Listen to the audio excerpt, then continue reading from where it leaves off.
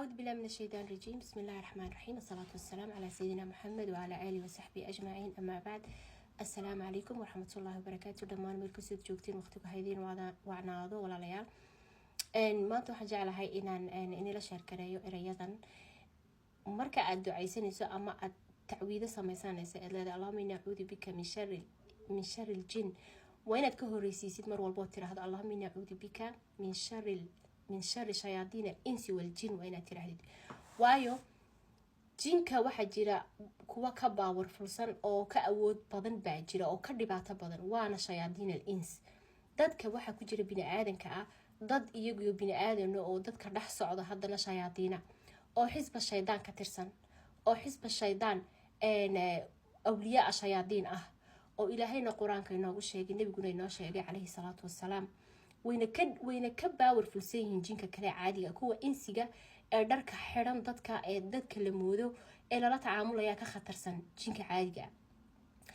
ilaahay wuxuu leeyahay suurat al-an'am wuxuu ku leeyahay aayad ku jirta wakadhalika jacalna likulli nabiyyin عدوا شياطين الإنس والجن يوحي بعضهم إلى بعض زخرف القول غرورا.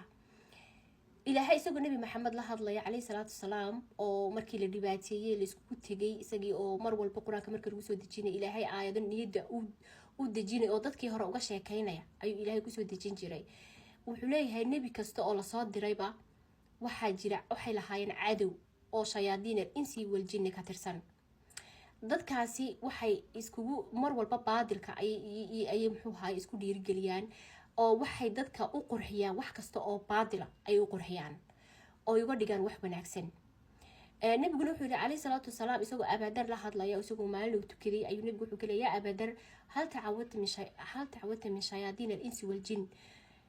abadarow ma ka cawd bileysatay shayaadiinta insiga iyo jinka? markaasuu abadar leeyahay wahal lil insi shayaadiin ya rasuulallah. markaasuu nabigu leeyahay calayhi salaatu wasalaam nacam. wuxuu leeyahay miyay leeyihiin insigu shayaadiin? markaasuu nabigu leeyahay calayhi salaatu wasalaam nacam.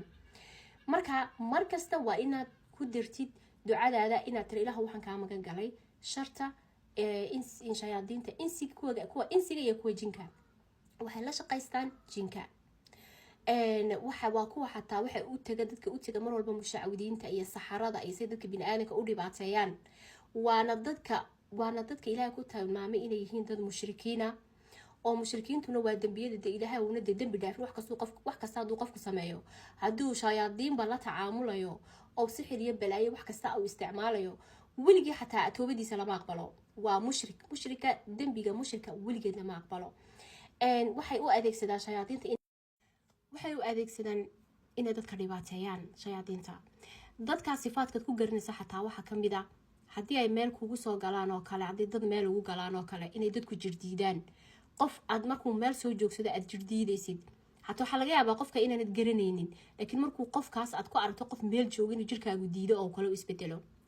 dadka qaarkood xaasadoodu ay dareemayso qofka dadka xun, dadka bini aadanku badala way dareemaan, iyo qof isagu xumaanta dee cadaystay oo wax kasta oo xun samaynaya, balse markuu dadka la tacaamulayo wanaag dadka iska dhigay inuu qof wanaagsan yahay, af macaan oo qofka markaa la sheekaysanaysa aad odhanayso qofkan qof adduunka ka wanaagsani maba jiraba, qofkan waa malaa'ig yar oo adduunka joogta aad odhanaysa markaad la sheekaysanayso.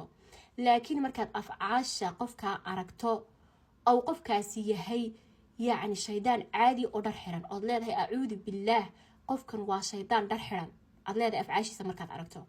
dadka sifaadkooda waxaa kamid a inay yihiin dad been badan oo dadka bini aadanka been kula tacaamula habeen iyo dharaar, oo beentu ay u tahay baa waxa wasiirada qura ay noloshooda dhanba dee sida oksijiinka oo kale maaragtay sida oksijiinka ay beenta ugu neefsadaan.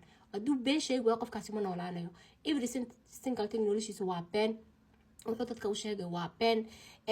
wax kasta waa samaynaya, hadday tuuga tahay, hadday dhac tahay, hadday sixir tahay, hadday you name it, hadday akhlaaqiyaadka waxyaabaha ka baxsan ee xaaraanta zina hadday tahay, everything wax walba oo xun oo adduunkan jira oo ilaahay xarimay oo qofka ama shayaadiintu yacni camaashooda ah qofkaas waa samaynaya. everything oo xun sifo kasta oo radiilad ah qofkaas waa samaynaya. everything waa samaynaya. dadka noocaasi waa dadka la yiraahdo shayaadiin al-ins. marka waa in laga taxadiro. qofka waxaad kaga taxadiraysaa inaad haddii aad qofka tacaamulaad in dhex marayo tacaamulaadka noocay doonto ha noqoto ama calaaqadu noocay doonto ha noqoto inaad qofka ogaato wuxuu yahay backgroundkiisa afcaashiisa inaad u fiirsato rather hadalkiisa ficilkiisa backgroundkiisa caadiya noloshiisa ay tahay waxaasoo dhan you have to check it ha laga cawdi bileysto oo adkaarta mar walba gaashaan ha laga dhigto waa inaad adkaara sabax adkaara masaa aad mar walba xajisato suurat albaqara waa inaad maalin walba akhrisato tasbiixda badsada adduun xun baan ku jirnaa waad aragteen social media waxyaabaa ka socda dad badan oo caana baa lagu dhahayaa waxaasay ku jiraan adduunka baawar bay ku haystaan iminka dadka shayaadiinta la shaqaysta ee caabuda cid walbaa ku jirta iminka waa xoogeysteen weliba xoog bay u xoogeysteen marka waxa weeyaan waa wax jira weeye adduunkan cadaanka cid walba meel walba joogno way leeyihiin soomaaliyana way ka buuxaan dee waa dadkan mushacawdiinta u tegaya ee wax walba samaynaya marka waxa weeyaan aad ha laysku xakameeyo adkaartana ha la badsado intaas aanun ilaahay aad baad mahadsanid. Assalaamu calaykum.